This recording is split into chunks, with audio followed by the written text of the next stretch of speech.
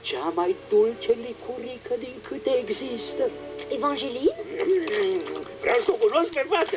Unde e? Cum de n-o vezi? Strălucește deasupra tuturor.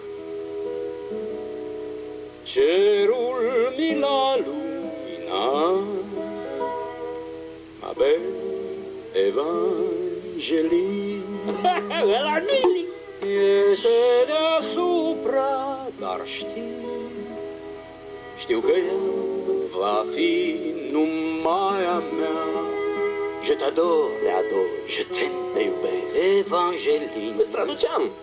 Ești iubirea de vis, de nedescris.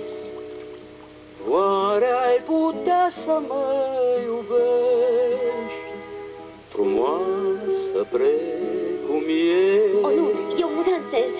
Dar dragostea învinge mereu. N-am mai dansat. Te iubesc mult, Evangeline. Eu am tocat, tu vei dansa.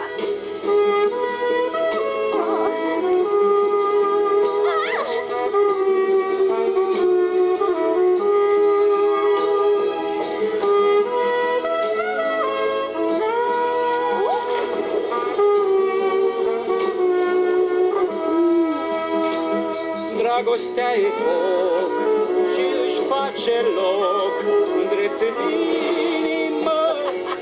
Și tu o știi? Nu ui. Cerul mi l-a luminat.